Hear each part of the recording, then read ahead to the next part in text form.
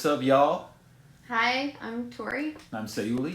And we're married 19 years. This is our channel, Celestial Trash. We chose that name because we were both born and raised in the church, the Mormon church. And it's the Church of Jesus Christ of Latter-day Saints. My bad. My apologies. And we both at separate times started having doubts and questions. And so while you're in the church and you're doubting, obviously you're celestial trash because you're not faithful enough. And then when you're like us and you finally make the exodus out of the church, the people still in the church think you're celestial trash. So it works no matter where you're at in the process. Welcome. Yes, welcome. And we were like my wife said, we were born and raised in the church. I served a mission. I served in various callings throughout the church, throughout my life. Sealed in the temple. Sealed in the temple. We have 7 kids. Yeah. We took that stuff seriously. And they're all out of the church. Now, we'll get to that later. We had a son serve a mission as well. And to show just like how true blue Mormon we were, we have... I'm like embarrassed. We have a clip of a rap that we made for our son on his mission. I think we made at Family Home Evening. It was for his 1-year anniversary. Yes, Wait, was it? Right? It's cringeworthy. Yeah. So scream and shout. Remix. Woohoo! So, Exhibit A. Enjoy. The Anaheim joint. It's like blessings coming down from the mother of all heaven. So that's your kingdom. Taji boy, Tori, live. They call me Big G. Where Alec at? When you stand in the front, you gotta put your hand up. Hand up. You gotta put your hand up. Hand up. You gotta put your hand up. Hand up. When you stand in the front, with his eyes on us. On us. With his eyes on us. On us. With his eyes on us. I want to scream and shout. The church is still true. Scream and shout. The church is true. Saying all we are, we are, we are. You are now walking in the only path To heaven. Huh? It's not can preach, yo. Whole world know my name everywhere I go. Whoa. Whole world listen up before I go. Whoa. Oh man, I think you need the Holy Ghost. When you stand in the front, just put your hand up. Just put your hand up. Just put your hand up. When you stand in the front. Listen up, just put your hand up. Turn the water up. Hold your nose. Let's get done. Oh, It's a morning party. oh, It's a morning party. Is it over yet? I don't even know what to say. It is so embarrassing. The church is so true. Yeah. So. We were believers. Paid our tithing 100%. for the most part. Tried to go to the temple. Read scriptures, family prayer. As kids went to seminary. Yep. All that kind of stuff. So we knew people that stopped coming to church, and we never even asked them why. Because we knew why. They just stopped coming. You know why? Well, Totally one, know. they either wanted to sin, they wanted to drink coffee, heaven forbid. They were drink offended. alcohol or tea. Offended. They were offended, obviously, if they left. Lazy. Yeah. It requires a lot of sacrifice to be a member of the church. Sacrifice of time, sacrifice of money, sacrifice away from your family. And we were in it, but if somebody stopped showing up, you're like, well, they couldn't hang. Right? They're not converted. They didn't really believe. Because that's what we've been told in general conference by leaders of the church. We're the unruly children. Even those who reject him, even those who, like a headstrong, unruly child, become angry with God and his church, pack their bags and storm out the door, proclaiming that they are running away and never coming back. That's what you're told and expected to believe about everyone that leaves the church. And then it happened to us. And we were like, oh. Yeah, it was. I am so furious with people who leave this church. It was totally opposite of what you're taught your whole life, because and we'll get into, it happened over a period of time for her, probably a couple of years, and for me it was overnight.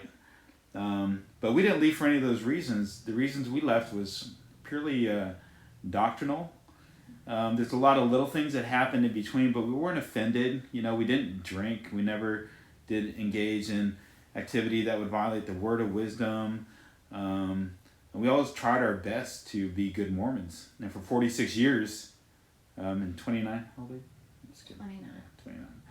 We were heck good. Wait, what? Hella good. We're hella good Mormons. Yeah, we were hella good Mormons, for the most part. But then this happened, and here we are today. It's been about a year since we've been to church, and I never thought I would ever say this, but happier than I've ever been. What kind of Pattycake taffy pull experience is that?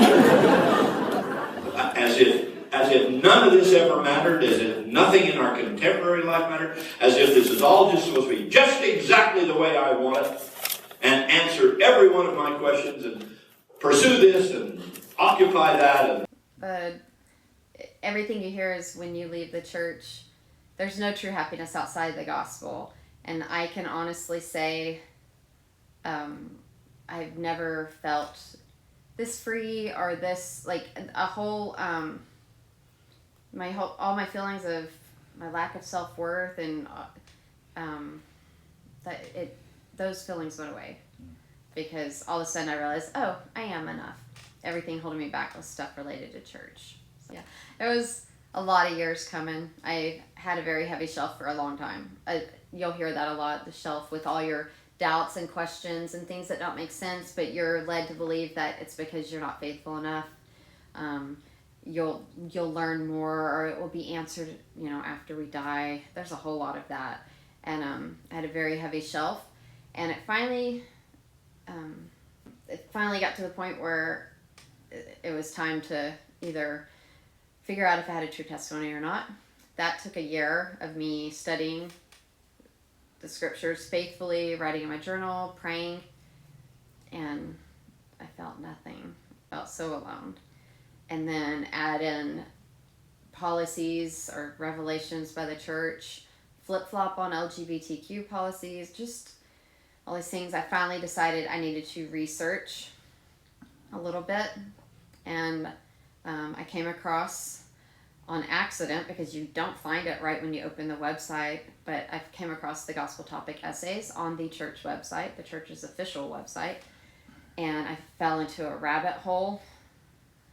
Like, so much stuff I had never even heard of. Joseph Smith and polygamy, polyandry, the first visions, the race and the priesthood. Oh my gosh, there was so much. Translation of the Book of Mormon, the witnesses. There was so much information, and it was all on the church website. And I don't know what this says about me, but when I read it, I was like, oh my gosh, thank goodness. Like, because I could leave, not just because I felt that it was wrong. Now I had facts, like references to back me up, I guess. But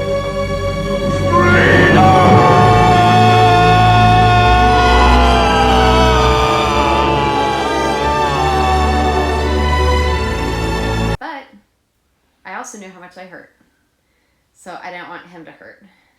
So I didn't tell him anything. I just kept it to myself the whole time, the couple of years that I was really struggling.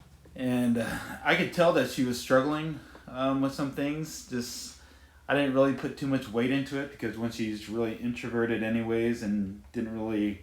I internalize a lot. Yeah, she internalizes a lot, and if I brought something up, she kind of just, brushed it under the rug.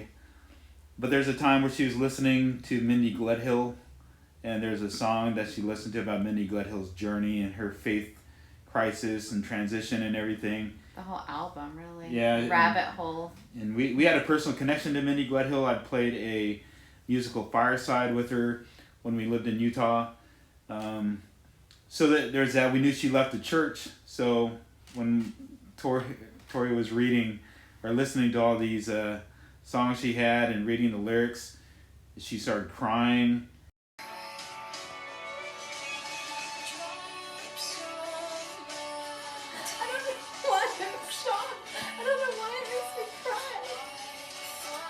And I just thought it was something emotional until I started listening to the words, and I was like, the heck? This is anti. Like, yeah, it kind of irritated me. So stuff like that, and then she would go out to church after sacrament and sit in the car during Sunday school and Relief Society, and I'd come out to the car with the kids and sarcastically say like, so how was your class today? So holy. Just want to see which one of my neighbors isn't watching General Conference like us, okay? Babe, look at Brother Wilson. He's out there mowing the lawn. Ew. I knew he didn't have a strong testimony. Oh, and Brother Thompson, again, working on his car. I can't believe So it. inactive. Oh, and Brother McAllister, outside playing football with his son. You better repent. So wicked. And he's a counselor, too. Man, So gross. so sad, these guys. You know what? They probably don't even dress up in their church clothes to watch General Conference like us. So righteous. And I would say, it was great. I was reading some essays. You Right. didn't know what I was talking about. So. And I was just like, whatever, you know. But she never really opened up to me about what she was struggling with internally with the church until that fateful night, June 6, 1944. Just kidding. Okay. It was in October 2019, I think. Oh, my time? I don't know. I was reading something about something Dallin Oaks did when he was the BYU president, having to do with the LGBTQ community, the way he treated them and like went after them like a witch hunt. And we, his brother is gay, and we kind of stuff really kind of pisses you off. And so I was telling him about this, and he was getting kind of heated and talking about it, and I don't know what he said, but for some reason that was my cue to be like, blah, and like tell him everything. Like I don't Like diarrhea of the mouth. And that's not how I planned it. I had decided not to renew my temple recommend interview, so I thought eventually my temple recommend. I thought eventually that would bring it up, and I'd be like, oh, I didn't renew that, and I could, talk to him calmly. That's Nope. That's not what happened. And I was even like, I have a notebook with all my notes and just blah blah blah blah blah blah blah. And then I looked at his face and I was like, oh, he didn't know any of that. No, so it was like she told me some pretty heavy stuff. She said, well, 1, I'm not renewing my temple recommend, and 2, I don't believe in the church anymore. I've lost my testimony of Joseph Smith, and I don't know if I believe in God. And I was like, what in the H is going on? Like, this is my celestial bride. I've been sealed to her for time and all eternity, and all that just came crashing down and was no longer valid because she didn't believe. And but I told you that I would just still go to church because his face scared me. He looked like, what the heck? And I was like, I'll still go to church with you. I'm just going to keep sitting in the car. Like, because the more I said, I was like, oh my gosh, like, this was not my plan, and I didn't want him to be hurt. Abort! Abort! Abort! Abort! Abort!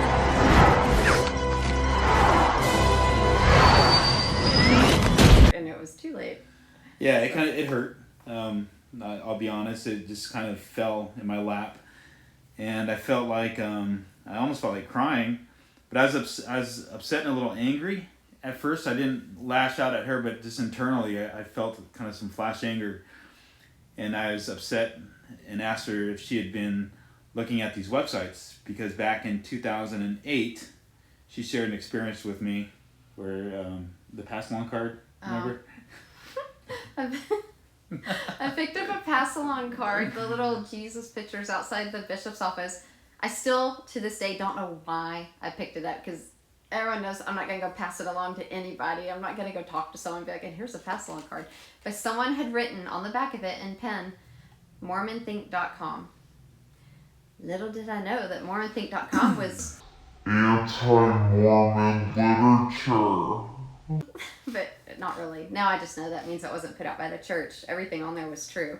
But I went and opened it, and I literally was on the site maybe 5 minutes because I was scared to death of what I was reading and how I was feeling, because you're programmed to be like, this is not church approved, this is anti, and I think the part that bothered you the most was race and religion, race and the priesthood.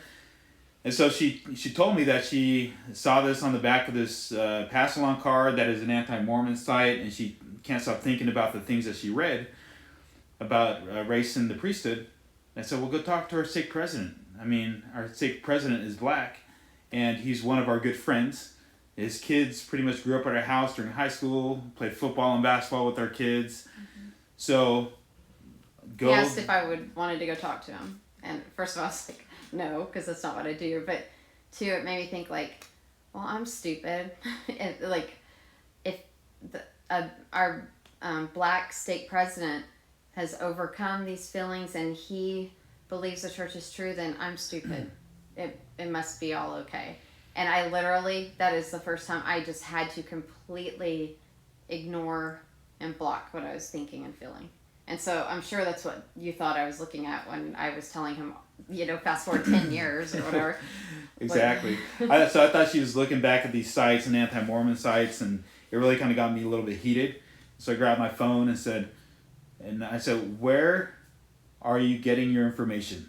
Because this is a bunch of bullcrap. Where? And she said, the church website. I was like, whatever. It's like, pull it up for me. And she got into my gospel app and pulled up the church essays, which are kind of hidden away. And she pulled it up, and I took it, and I read it.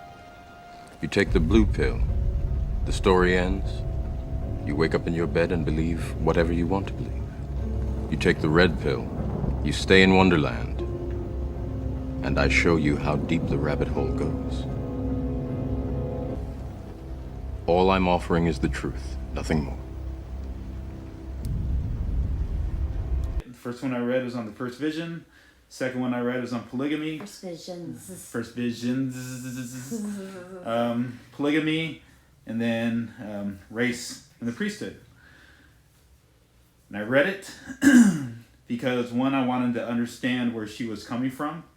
As my wife, I love her, and I wanted to know why she was at that point. And I read it again, and I read it again. And my mind was blown.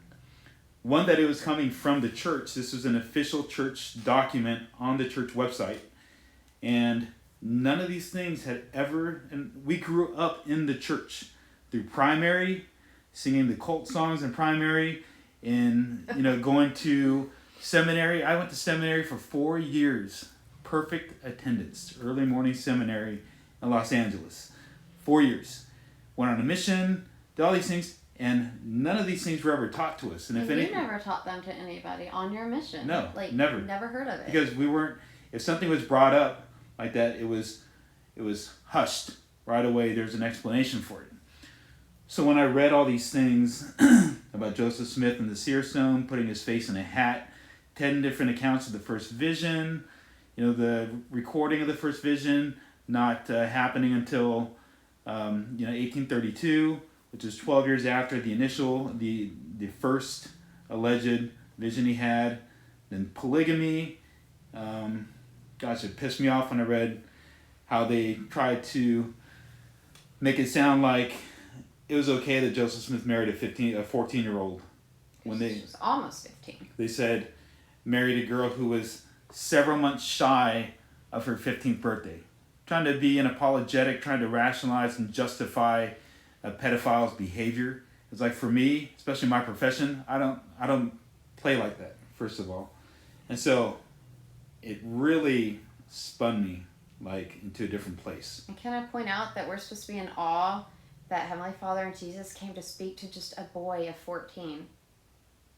But he married someone the same age, and she was mature and old enough to do that. Which is it, So as a couple, she had been dealing with this faith crisis for quite some time. And then for me, I had, a day to process all this information. And so it literally consumed me to the point to where I shut down.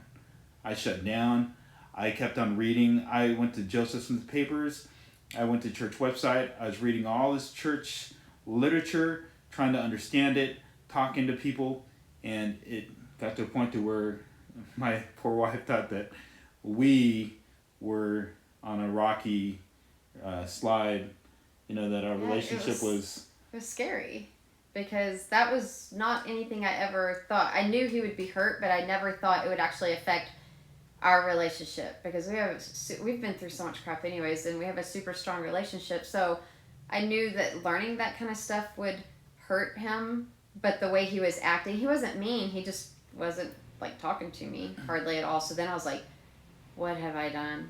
That's when I got scared because that thought had never crossed my mind. I felt betrayed. I felt anger. I felt grief.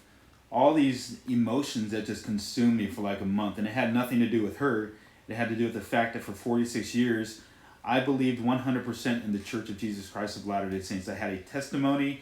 I spoke at youth firesides. I was elders quorum president. I did all these things in the church, paid our tithing, raised our kids in this church. Then all of a sudden, it's like, it's not true.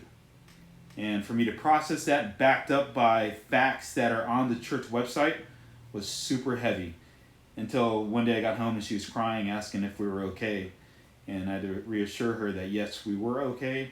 I just needed time to process these things. I think that was a turning point. Yeah, it was. Since that day, since we kind of started talking about it more openly and more freely, our relationship has gotten stronger than it was before, and I didn't think that was possible. So that's kind of where we were. We haven't been back to church in a year, since December 2019, after speaking to the stake president. And did we tell that you spoke to the stake president? I spoke to the stake president, and he basically told me to take Joseph Smith out of the equation because the church is true. And taking Joseph Smith out of the equation, this is something that we bore testimonies about since I was a little kid, that I bury my testimony, that I know this church is true, that I know that Joseph Smith is a true prophet, I know the Book of Mormon is true, and I love my mom and dad, right? That's how you're kind of conditioned to bear your testimony as a little kid. And growing up, just indoctrination. So how can you take Joseph Smith out of the equation and still believe this church is true? When he started it all. If he wasn't a true prophet, then nothing after that. Our whole strength rests on the validity of that vision. It either occurred or it did not occur. If it did not, then this work is a fraud. If it did, then it is the most important and wonderful work under the heavens. I wasn't close to anybody at church, so they probably don't realize I left, but I think people were more shocked when he left, and people don't know how to deal with that. And so that's why we're here, because we know how alone a faith crisis and transition can be. Whether you are going through it with your spouse, or if you're single, or if you're, a mixed faith marriage. I mean, I wish that he had come down the rabbit hole with me at the beginning. It would have probably caused a lot less heartache. I mean, one, my whole thing wouldn't have been stretched out that long, but two, we would have been able to go through it completely together. But no matter where you are right now, we want you to know that you're not alone. We were lucky enough to find a couple of support groups in our area. Yeah, we found a friend that I turned to, and he had gone through a similar situation as us and was in a mixed faith marriage. He left the church but still came for his wife, and showed us all these resources here in Dallas. There's a Dallas area Mormons in transition called Damn It group. It's a support group for those who have left the church. And then they had these Thrive meetings put on by John DeLynn, kind of orchestrated, and they had somebody here running those groups. And that was probably one of the most empowering things that we went to. Is right at the height of my faith crisis, and shortly after she had told me, we found this group and went and met with 5 or 6 other couples and single people and spouses that are there by themselves, who were just like us. like raised in the church, kids on missions, Literally, kids. the home we met in, their son was on a mission at that time. So and they shared. We gave a brief summary of our stories, like everyone in the group did, and you know what? None of them left because they were offended or wanted to sin. They all left for doctrinal reasons, and it was just like, we're not crazy, and we're not alone. And so we were able to meet a few more times with them over Zoom because COVID. But it was just so nice to be able to reach out and feel like people got you. And so that's what we're kind of hoping to do here with our channel. Is, we're here. You can comment or send us messages. We're not here to judge. We're not here to push anybody in a certain direction. Like his friend that he talked to, he didn't say like, sweet, yes, leave the church, yay, and here's all this other anti-stuff to read or whatever. He was so genuine. He just listened to everything I had to say. Said, hey man, I love you. You're going to get through this. I promise you. I did. And, there's all these resources out there for you. We'll list some of those resources in the video description so you can have them as well. We'll talk later how we broke the news to our families and how hard that was and how they took it, how we talked to our kids and broke it to them about us leaving the church, which are all pretty emotional steps that we took in this whole journey. So hope you stay tuned, and we'll see you next time.